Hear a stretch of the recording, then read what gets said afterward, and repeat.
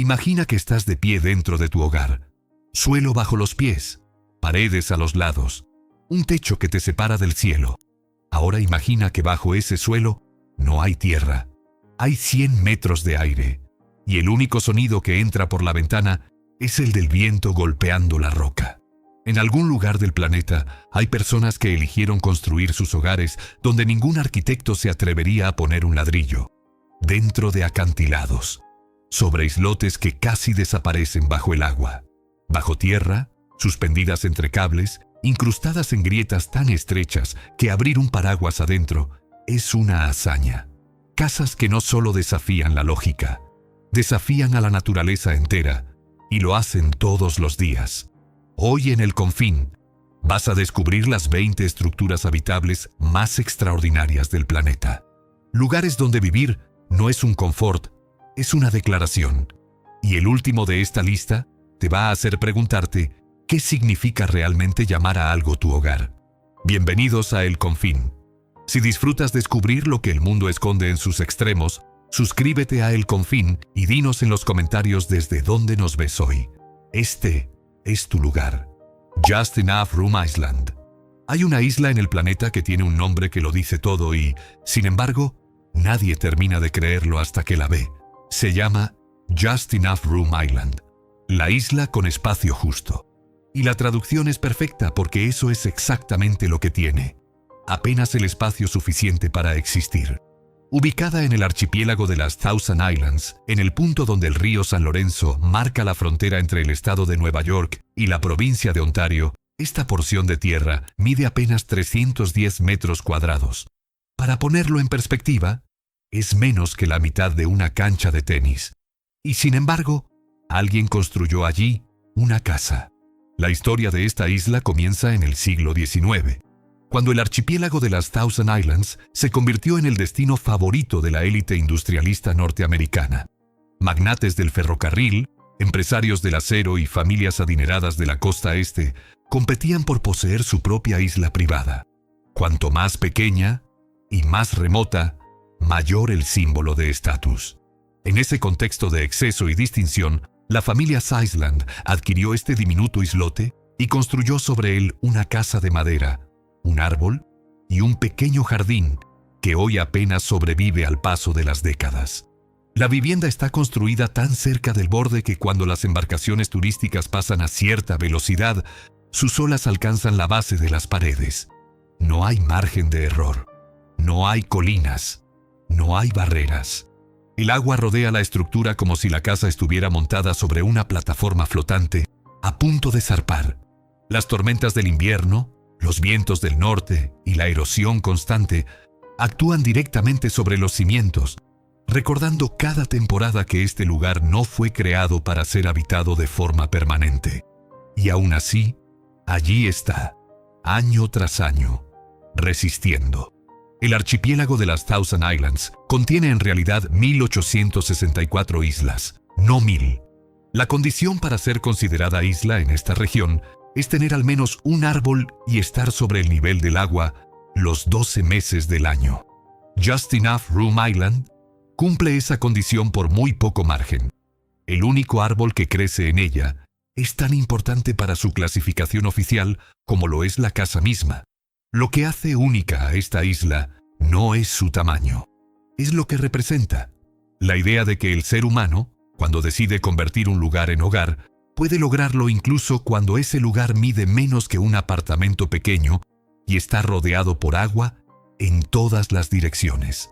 Como si vivir al límite del mapa fuera, para algunos, la única forma de sentirse realmente en casa.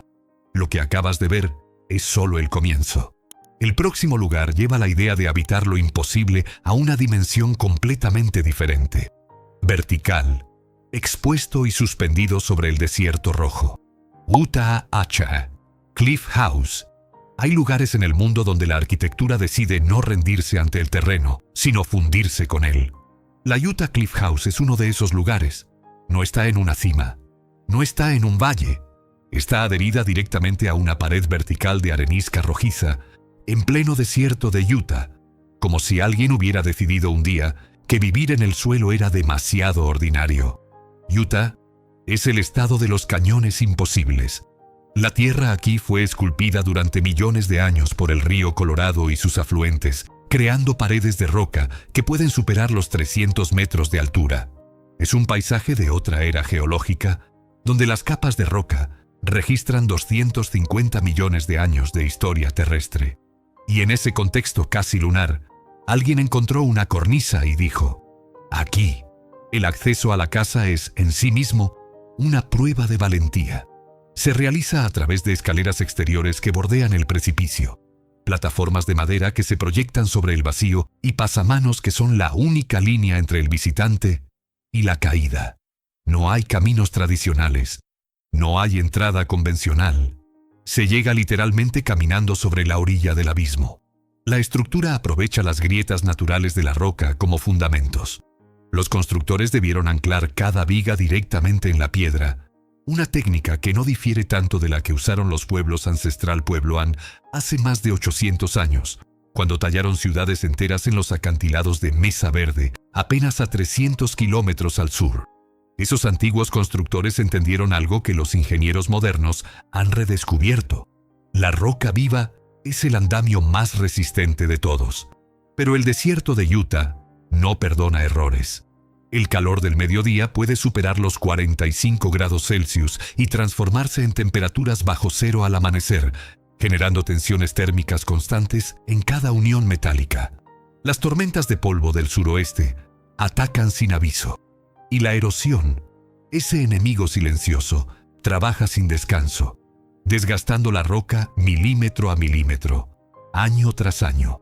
La arenisca navajo, el tipo de roca predominante en este tramo de Utah, se formó hace entre 140 y 190 millones de años a partir de dunas de arena del Jurásico. Esto significa que las paredes que sostienen esta casa tienen más antigüedad que los dinosaurios del Cretácico. La estructura humana más frágil descansa sobre el registro geológico más antiguo. La Utah Cliff House no es simplemente una obra arquitectónica. Es una declaración de pertenencia a un paisaje que no invita a los débiles. Allí, suspendida sobre la roca milenaria, bajo una luz que al atardecer tiñe todo de tonos de cobre y óxido, recuerda que algunos hogares no nacen para ser cómodos. Nacen para ser imposibles. Y si crees que vivir incrustado en un acantilado de desierto ya es el extremo absoluto, el siguiente lugar demuestra que la arquitectura aún puede sorprenderte cuando decide abandonar el suelo y elevarse entre los árboles. Tree Hotel, de Mirror Cube. A 4 grados de latitud del Círculo Polar Ártico, en una aldea llamada Harads que tiene menos de 600 habitantes, existe un hotel que no se construye sobre la tierra. Se construye entre los árboles del bosque boreal sueco, a varios metros de altura, en una zona donde el invierno puede durar 9 meses y las temperaturas descienden hasta los 30 grados bajo cero. El Tree Hotel de Harads no es un resort convencional. Es una colección de habitaciones conceptuales diseñadas por diferentes arquitectos de renombre, cada una colgada entre los abedules y los pinos a una altura que oscila entre 4 y 6 metros sobre el suelo nevado. Cada módulo es una obra de arquitectura independiente, concebida para dialogar con el bosque y al mismo tiempo desafiarlo. El más famoso de todos es The Mirror Cube, una caja perfectamente cúbica de 4 metros de lado, recubierta enteramente en vidrio espejado que refleja el bosque circundante con tal precisión que la estructura casi desaparece. Desde el suelo, a pocos metros de distancia, el cubo es invisible. Solo una ligera distorsión en el reflejo de los árboles revela que hay algo allí. Los pájaros chocan contra el vidrio con tanta frecuencia que los diseñadores debieron instalar un sistema de luz ultravioleta invisible al ojo humano, pero visible para las aves, para evitar colisiones fatales. Luego está The Bird's Nest, una esfera irregular hecha de ramas apiladas, habitada desde adentro como si fuera el interior de un nido de proporciones gigantescas, con capacidad para 2 personas y acceso solo mediante una escalera de cuerda que sube desde la nieve. Y The UFO, un platillo volador de aluminio brillante anclado entre 3 pinos al que se llega por una escalerilla retráctil que se eleva del suelo cuando los huéspedes están adentro. El riesgo no es evidente a primera vista. Aparece cuando el viento ártico comienza a empujar la estructura con ráfagas que pueden superar los 80 kilómetros por hora. Cuando los metros de nieve acumulada sobre el techo de vidrio del Mirror Cube aumentan su peso hasta el límite de diseño. Cuando los soportes metálicos deben resistir las contracciones del frío extremo sin aflojar ni un milímetro. Herat está situada en la región de Laponia, hogar histórico del pueblo Sami, cuyos ancestros habitaron esta zona durante más de 5.000 años, siguiendo a las manadas de renos. Los Sami desarrollaron estructuras habitables portátiles llamadas kota o goakti, diseñadas para montarse y desmontarse en horas, perfectamente adaptadas al clima extremo. Los diseñadores del Tree Hotel estudiaron estos principios de adaptación climática ancestral antes de comenzar sus propios diseños. La experiencia de pasar una noche en The Mirror Cube es, según quienes lo han vivido, algo que no tiene equivalente. Al despertar, la aurora boreal puede estar danzando sobre el bosque reflejado en las 4 paredes de vidrio que te rodean. El frío ártico queda del otro lado del cristal, y la línea entre estar dentro de la naturaleza y estar simplemente dentro desaparece por completo. Pero si un hotel entre los árboles árticos ya desafía la noción de hogar, lo que sigue es una propuesta que jamás se construyó y, aún así, cambió para siempre lo que la arquitectura cree posible. Casa Brutale. Hay ideas que nunca se convierten en edificios y, aún así, marcan una época. La Casa Brutale es una de ellas. Diseñada por el estudio de arquitectura OPA Works, esta propuesta conceptual imaginó una vivienda excavada directamente en un acantilado sobre el mar Egeo. No una casa que se apoya en la roca, una casa que vive dentro de ella. La imagen es casi cinematográfica. La fachada de vidrio que enfrenta al mar emerge del precipicio como una ventana hacia el infinito azul. Adentro, las paredes son la roca misma. El techo es una piscina de agua transparente, cuyo fondo de vidrio filtra la luz del Mediterráneo en tonos turquesa que iluminan las habitaciones con una calidad lumínica que ninguna lámpara artificial podría replicar. Sobre esa piscina, el cielo griego.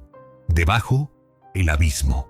El mar Egeo en el que fue concebida esta casa tiene una profundidad promedio de 400 metros en sus puntos centrales, pero sus acantilados costeros de las islas de las Cícladas pueden descender casi verticalmente desde la superficie.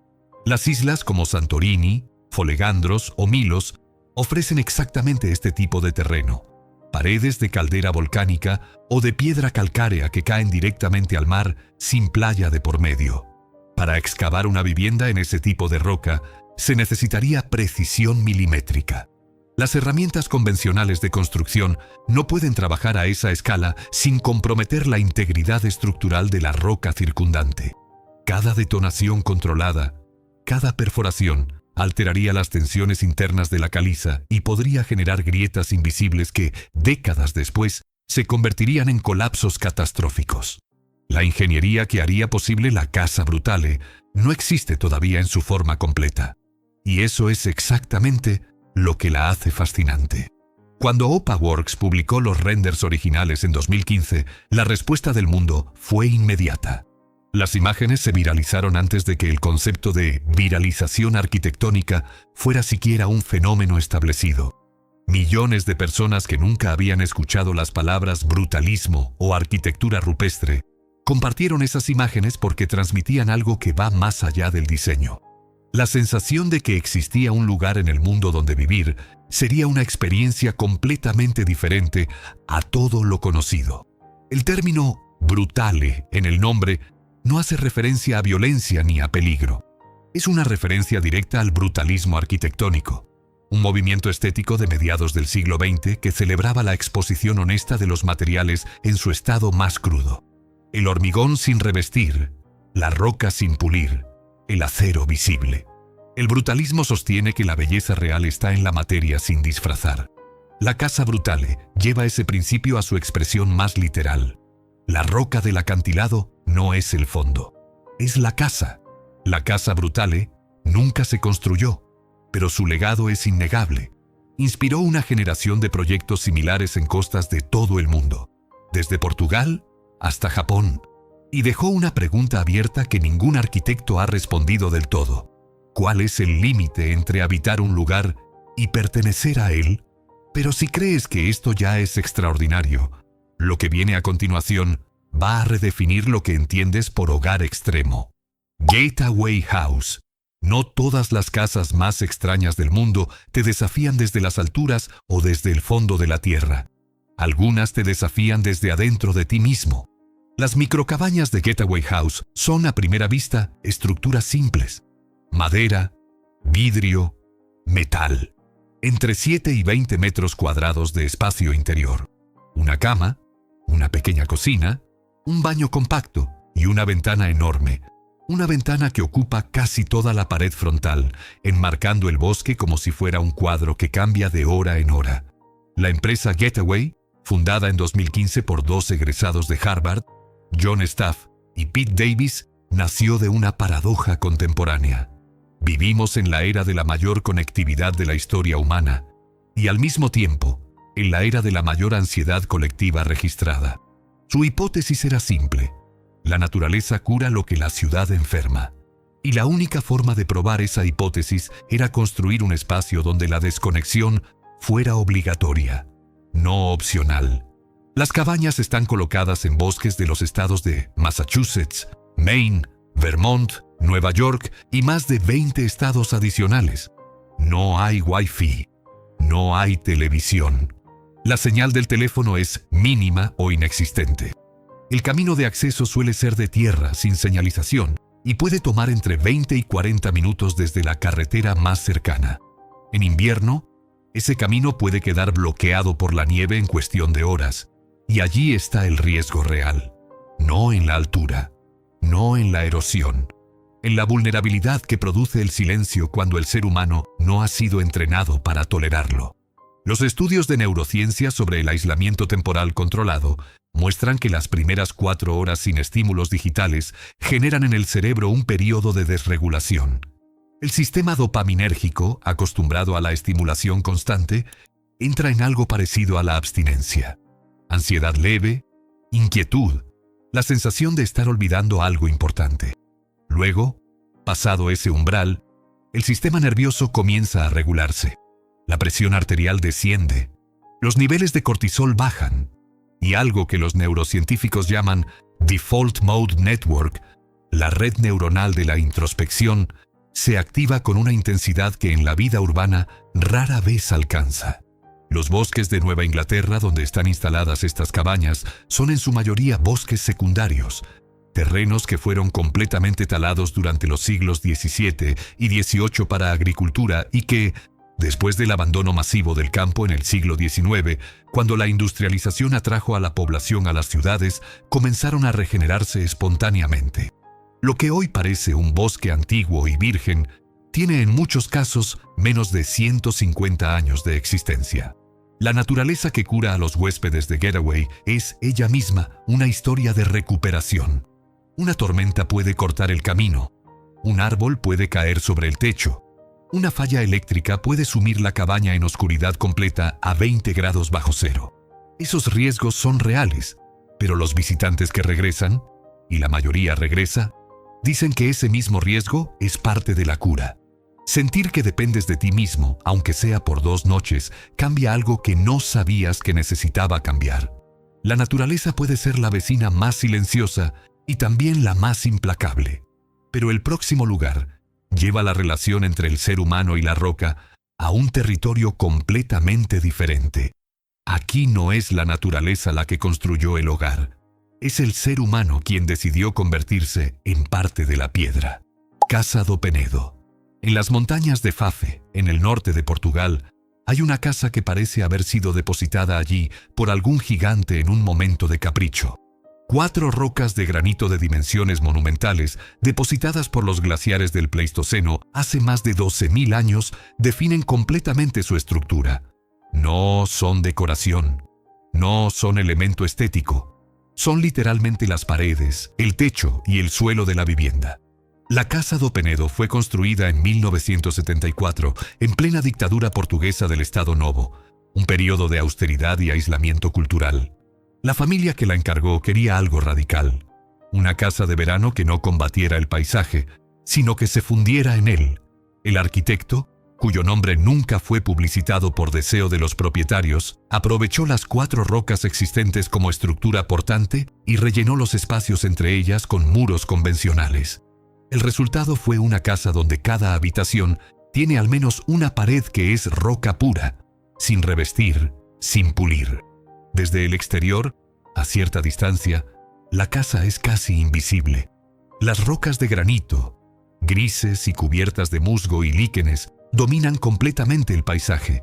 Solo cuando uno se acerca comienza a distinguir las ventanas rectangulares recortadas en la roca y la pequeña piscina que los propietarios construyeron entre 2 de los bloques en la década de 1980. La Serra da Fafe no es un lugar amable para las estructuras permanentes. El granito es un material estable, sí, pero el suelo de montaña donde descansa la casa está sometido a ciclos de hielo y deshielo que, con el tiempo, pueden mover bloques de varios toneladas milímetros por año. Los vientos del Atlántico Norte, sin obstáculos naturales significativos, golpean directamente la fachada expuesta con ráfagas que superan los 100 kilómetros por hora en temporada de tormentas. Y la erosión química. El granito de esta región contiene feldespato potásico, que reacciona con la lluvia ácida del norte de Europa, debilitando la roca de manera imperceptible pero constante. La Casa do Penedo fue incluida en 2007 en una lista de las casas más peculiares del mundo, publicada por el diario The Guardian, lo que generó un flujo de turistas tan masivo que los propietarios debieron cerrar la propiedad al público de manera permanente. En su mejor temporada recibía hasta 500 visitantes por día en una propiedad privada sin infraestructura para ese volumen. Hoy, la casa solo puede contemplarse desde el exterior de la valla que rodea la propiedad. Lo que hace poderosa a esta casa no es su rareza, es su antigüedad. Las rocas que la forman estuvieron allí durante la última glaciación, sobrevivieron el deshielo que transformó Europa, vieron pasar el Imperio Romano, las invasiones visigodas, la formación del Reino de Portugal, y ahora sostienen un techo bajo, el que una familia guarda sus veranos. Eso es habitar el tiempo, no solo el espacio. El equilibrio entre la fortaleza y la fragilidad que defines en esta casa de piedra tiene un espejo exacto en el siguiente lugar, donde el riesgo no está en el terreno, sino en el concepto mismo de lo que significa vivir suspendido en el vacío. Pero si crees que esto ya es extraordinario, lo que viene a continuación va a redefinir lo que entiendes por hogar, porque los próximos 5 lugares no solo desafían la arquitectura, desafían nuestra comprensión de para qué existe un lugar llamado casa. Mountain House. Hay propuestas arquitectónicas que no aspiran a construirse, aspiran a hacer una pregunta. La Mountain House, concebida por el arquitecto iraní Milad Eshtiaghi, hace esa pregunta de la manera más directa posible. ¿Puede un cable de acero ser suficiente fundamento para un hogar?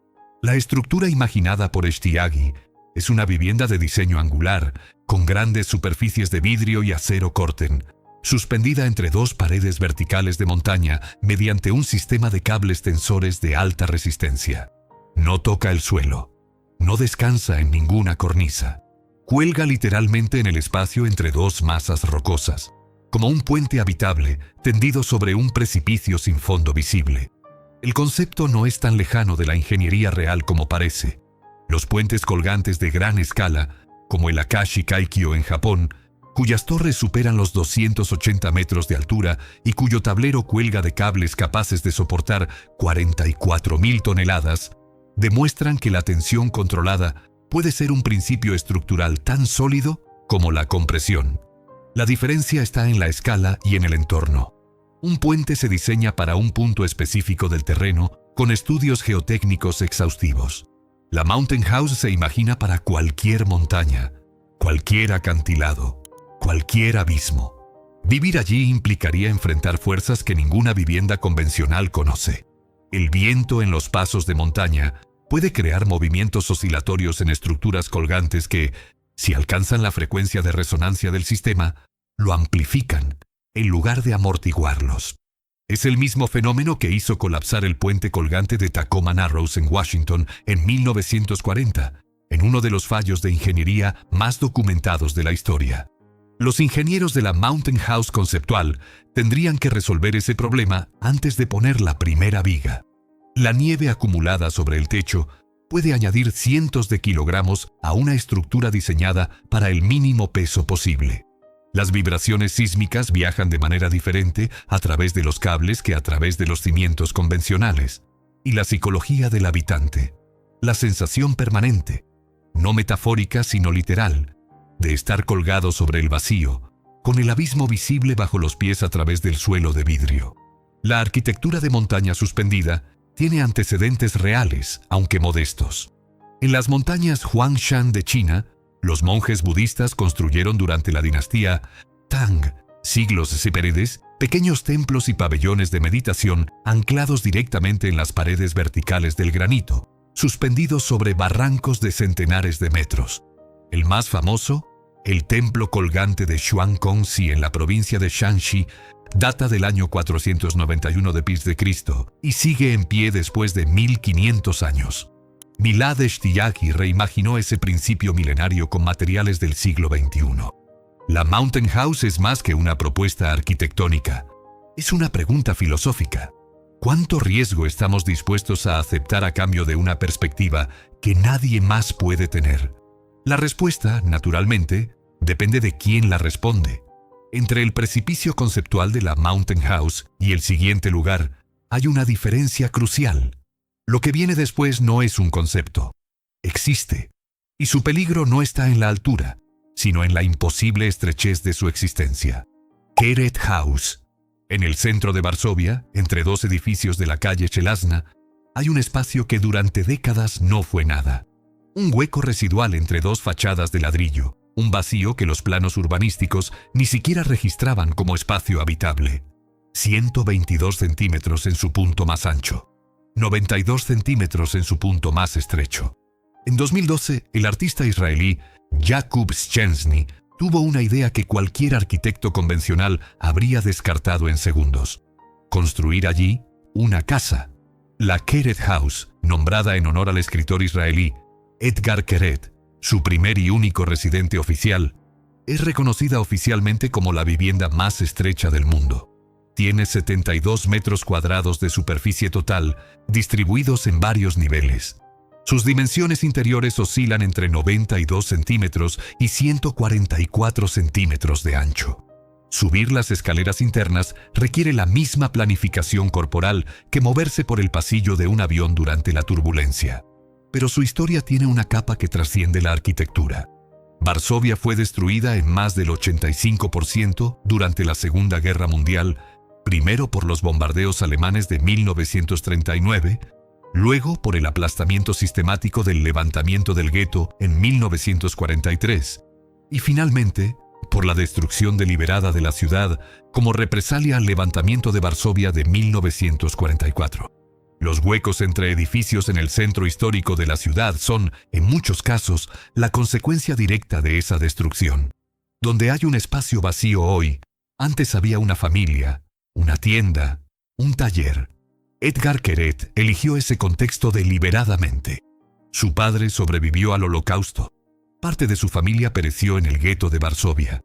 Vivir, aunque sea temporalmente, en ese hueco entre edificios era para él una forma de reclamar el espacio que la historia negó.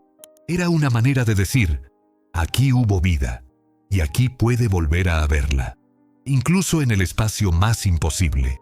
El riesgo físico de la Keret House no está en el precipicio ni en el viento. Está en la claustrofobia estructural. Un movimiento de las fachadas vecinas de apenas 2 centímetros podría comprometer la integridad de la estructura interna. Las variaciones térmicas del invierno polaco, donde las temperaturas bajan hasta los 20 grados bajo cero, provocan dilataciones y contracciones en las paredes de los edificios adyacentes que aplican presión lateral sobre la casa desde ambos lados simultáneamente. La Keret House no tiene dirección postal reconocida por las autoridades municipales de Varsovia. Técnicamente, desde el punto de vista del urbanismo polaco, no existe. Su acceso se realiza a través de las entradas de uno de los 2 edificios vecinos, por lo que legalmente figura como una extensión de uno de ellos. Edgar Keret, su residente más famoso, tuvo que obtener un permiso especial de instalación artística temporal para poder dormir allí de manera oficial. La Carrot House es una obra que plantea algo que ninguna casa en un acantilado plantea, que a veces el espacio más imposible no está en el borde del mundo, sino en el centro de la ciudad, invisible para todos menos para quien sabe mirar. Si la estrechez de Varsovia desafía la idea misma de lo que puede llamarse hogar, el siguiente lugar lleva ese desafío al extremo opuesto. No hacia adentro, sino hacia abajo. Muy abajo. Coober Pedy. Hay una ciudad en Australia donde si miras hacia el horizonte, solo ves polvo rojo, roca y silencio. Nada de lo que ves desde arriba sugiere que hay vida allí. Y sin embargo, bajo esa superficie árida y desolada, viven más de 2000 personas. No en casas convencionales, en cuevas. Coober Pedy, en el desierto del Outback australiano, a 850 kilómetros al norte de Adelaida, tiene el récord absoluto de concentración de ópalo precioso del mundo. Produce más del 70% de todo el ópalo de gema comercializado globalmente. Desde 1915, cuando un adolescente de 14 años llamado Willie Hutchison descubrió el primer depósito mientras acompañaba a su padre en una expedición de búsqueda de agua subterránea, esta región ha sido perforada, excavada y vaciada desde abajo, con una intensidad que no tiene paralelo en ningún otro lugar del planeta. Pero las temperaturas del desierto australiano presentan un problema que ningún arquitecto convencional puede resolver fácilmente. En verano, la superficie puede alcanzar los 53 grados Celsius. Ninguna estructura de madera o metal sobrevive intacta a esas temperaturas por mucho tiempo. Ningún sistema de refrigeración convencional resulta económicamente viable en una zona sin red eléctrica consolidada durante sus primeras décadas de historia. La solución fue la Tierra misma. A apenas 3 metros de profundidad, la temperatura de la roca arenisca de Coober Pedy se mantiene constante alrededor de 23 grados Celsius durante los 12 meses del año, independientemente de lo que ocurra en la superficie. Los primeros mineros comenzaron a dormir en las entradas de sus propios túneles de prospección. Luego empezaron a ampliarlos, luego a conectarlos, y eventualmente, lo que comenzó como una solución de emergencia se convirtió en una arquitectura propia: los dugouts. Los dugouts de Coober Pedy tienen hoy una sofisticación inesperada. Hay viviendas con salas de estar de 200 metros cuadrados talladas en la roca, con arcos decorativos, estanterías excavadas en las paredes, sistemas de ventilación, iluminación eléctrica y hasta piscinas subterráneas. Hay una iglesia católica construida bajo tierra, con su nave central tallada en la roca arenisca, sus bancos de madera y sus vidrieras que filtran luz artificial en los colores del amanecer. Hay un hotel, el Desert Cave Hotel, donde los turistas pueden hospedarse en habitaciones completamente subterráneas sin sentir el paso del tiempo entre el día y la noche. Pero el riesgo existe y es invisible para el visitante desprevenido. El subsuelo de Coober Pedy es literalmente un queso gruyère. Décadas de perforaciones han creado un laberinto de túneles, pozos abandonados, cavidades y huecos que cruzan el terreno en todas direcciones a profundidades que van desde 1 hasta 20 metros. Caminar por la superficie sin prestar atención puede ser literalmente fatal. Los pozos de prospección abandonados, sin señalización ni protección, se abren sin advertencia a una caída de varios metros. Coober Pedy tiene su propio campo de golf, el único del mundo que se juega de noche y en completa oscuridad, gracias a bolas de golf con indicadores luminosos. La razón es simple. De día, la temperatura en la superficie hace imposible caminar sobre el terreno sin riesgo de golpe de calor. El golf nocturno bajo las estrellas del Outback australiano se convirtió en una de las tradiciones más queridas de la comunidad local. Coober Pedy no es una curiosidad turística, es una solución humana a un problema extremo, y su existencia demuestra algo que los arquitectos teóricos tardan años en aceptar. A veces, la mejor arquitectura no se diseña en una mesa de dibujo, se encuentra debajo de ella. Lo que acabas de descubrir bajo la tierra de Australia es ya por sí solo uno de los lugares más extraordinarios del planeta. Pero el lugar número 1 de esta lista no existe bajo tierra ni sobre ella. Existe en el límite exacto donde la tierra termina y el vacío comienza. House suspended off the cliff edge. Cierra los ojos por un momento. Imagina que estás de pie en el salón de tu hogar. Abajo de tus pies, en lugar del suelo, hay 200 metros de aire. Las paredes son de vidrio. El horizonte es infinito.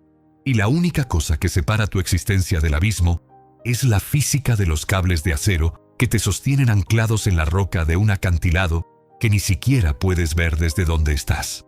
Eso es la House Suspended Off the Cliff Edge. Concebida también por Milad Eshtiagi, este diseño es la conclusión lógica y perturbadora de todo lo que la arquitectura de riesgo extremo ha explorado en las últimas décadas. No es una casa que se ancla en la roca desde abajo. Es una casa que cuelga de la roca desde arriba. La plataforma habitable, de aproximadamente 150 metros cuadrados, se proyecta desde el borde del acantilado hacia el vacío, sostenida exclusivamente por cables de acero de alta resistencia que se conectan a anclajes profundos en la roca por encima.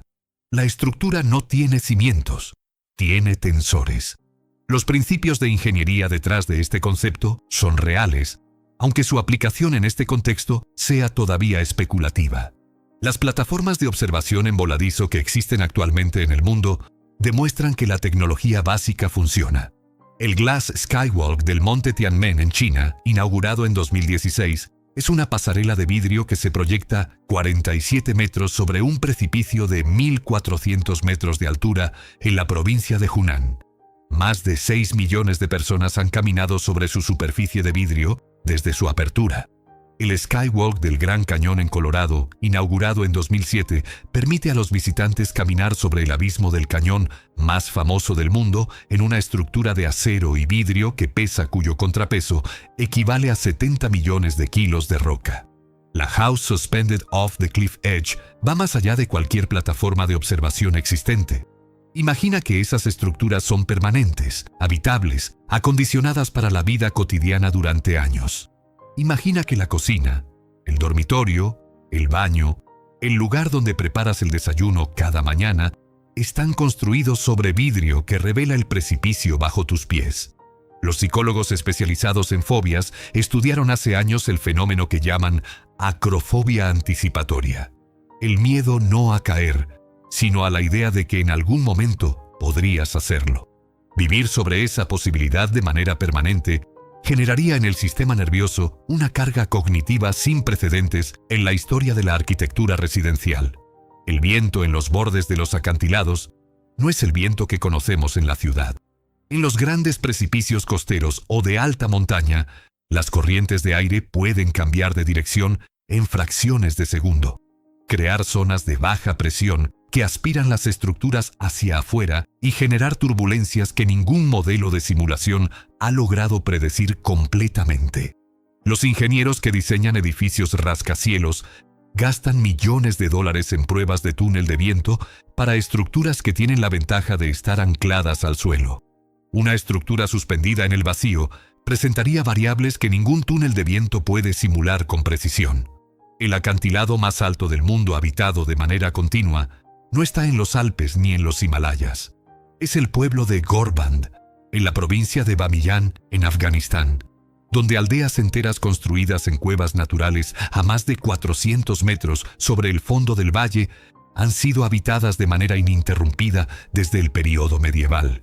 Los habitantes de estas cuevas desarrollaron sistemas de escaleras talladas en la roca que han resistido siglos, y lo hicieron no por elección estética, sino por supervivencia. La altura los protegía de los saqueadores que cruzaban regularmente los valles de Asia Central. La House Suspended Off the Cliff Edge es la versión contemporánea, tecnológica y voluntaria de ese impulso ancestral. La búsqueda de una posición en el mundo que nadie más pueda alcanzar. Que sea física o metafórica, es una distinción que cada persona debe hacer por sí misma. Pero como hogar del número 1 de esta lista, lo que define a esta casa no es que sea la más peligrosa de todas. Es que, de todas las estructuras que hemos recorrido hoy, es la única que te obliga a responder una pregunta que ningún otro hogar te haría. ¿Cuánto de lo que llamas seguridad es real? ¿Y cuánto es simplemente una ilusión que la tierra bajo tus pies te da? Hemos recorrido hoy 200 metros de aire, bajo los pies de una casa que cuelga del vacío. Hemos entrado en cuevas donde el calor del desierto australiano es tan extremo que la solución fue la tierra misma. Hemos tocado la roca milenaria de un acantilado de Utah. Hemos visto un cubo de vidrio desaparecer entre los árboles del Ártico. Y en todos esos lugares, sin excepción, encontramos la misma cosa. Un ser humano que decidió que un lugar imposible era exactamente el lugar correcto. Lo que llamamos hogar no es una categoría arquitectónica, no es una cifra de metros cuadrados ni una ubicación en un mapa. Es el acto de reconocer un espacio, cualquiera que sea, y declarar: aquí es donde yo pertenezco. Lo hicieron los Sami en el bosque ártico, los mineros de Coober Pedy bajo el desierto australiano, la familia de Just Enough Room Island en un islote de 300 metros cuadrados rodeado de agua. Y lo harán quienes algún día habiten casas que hoy solo existen en los renders de un arquitecto que se negó a aceptar que imposible fuera una respuesta. El extremo no es el opuesto del hogar. A veces es exactamente donde el hogar comienza. ¿Tú vivirías en la house suspended off the cliff edge? Un hogar colgado sobre el vacío, con el precipicio visible bajo tus pies, a cambio de una perspectiva que ningún otro ser humano puede tener. Cuéntanos en los comentarios. Si este viaje te dejó sin palabras, apóyanos con un me gusta y suscríbete a El Confín para no perderte el próximo destino. Hasta la próxima. Para ofrecerte la experiencia visual más completa posible, este video combina material documental real con simulaciones avanzadas y recreaciones generadas mediante inteligencia artificial. Esto nos permite mostrarte lo que antes era imposible de ver. Gracias por ser parte de El Confín.